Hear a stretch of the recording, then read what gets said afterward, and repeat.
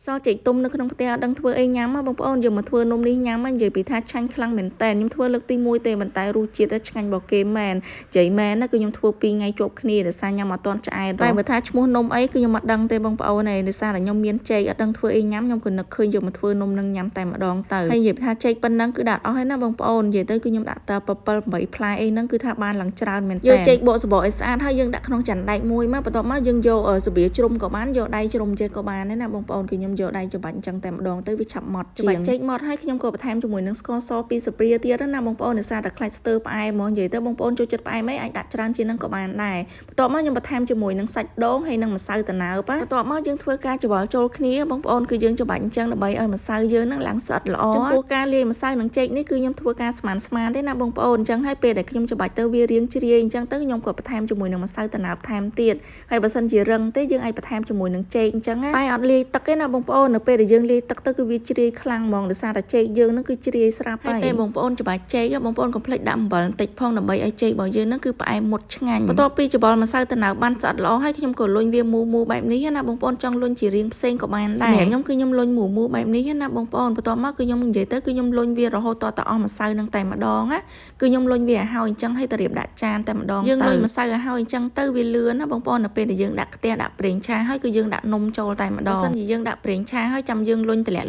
វារៀងយូរអញ្ចឹងណាឥឡូវនេះគឺខ្ញុំលុញនំបានរួចរាល់ហើយគឺខ្ញុំទៅរៀបដាក់ចានអញ្ចឹងណាគាត់តែឃើញរៀងនំអត់ទាន់ឆ្អិនផងក៏គួរឲ្យចង់ញ៉ាំដែរបងប្អូននិយាយទៅឡើងឈ្ងុយដូងហ្មងដោយសារតែខ្ញុំដាក់សាច់ដូងនឹងរៀងច្រើនដែរណាបងប្អូនបើសិនជាមានសាច់ដូងខ្ចីទៀតរឹតតែឆ្ងាញ់ឥឡូវយើងមកធ្វើការបំពងនំតែម្ដងគឺខ្ញុំដាក់ខ្ទះហើយដាក់ប្រេងឆាហើយយើងទុកប្រេងឆានឹងឲ្យក្តៅល្អបានយើងដាក់នំចូលបន្ទាប់មកគឺខ្ញុំដាក់នំចូលតតែអស់នំនឹងតែម្ដងដោយសារតែនំនឹងគឺថាល្មមមកខ្ទះនឹងតែម្ដងពេលដាក់នំចូលនឹងគឺខ្ញុំបើកភ្លើងមកល្មមឯណាបងប្អូនគឺខ្ញុំអត់បើកភ្លើងខ្លាំងពេកទេតែយើងបើកភ្លើងខ្លាំងពេកច្បាស់ជានំយើងនឹងឆ្អិនខាងក្រៅឆៅខាងក្នុងហើយដោយសារតែខ្ញុំលុញវារៀងមូលអញ្ចឹងបើសិនជាបងប្អូនលុញវាបែបស្ដាងវែងអីបែរជាអាចឆាប់ឆ្អិនជាងនឹងអញ្ចឹងឥឡូវនេះគឺថានំរបស់ខ្ញុំនឹងគឺបានឆ្អិនហើយគឺខ្ញុំស្រង់វាអញ្ចឹងហើយវាស្រស់ខ្លាញ់សិនណាបងប្អូនបន្ទាប់មកគឺខ្ញុំដួសដាក់ចានរូបរាងនំនេះតិចច្រឡំថានំក្រូចអីទៅបងប្អូនប៉ុន្តែរសជាតិគឺអត់ដូចគ្នាទេឆ្ងាញ់បែបផ្សេងគ្នាអញ្ចឹងហើយមើលសាច់នំគេខាងក្នុងមើលទៅឡើងទន់ហ្មងនិយាយទៅដោយសារតែម្សៅតណៅផងហើយបើរសជាតិវិញគឺខ្ញុំលាយមិញហ្នឹងគឺផ្អែមល្មមតែម្ដងនិយាយពីថានំនេះកូនរ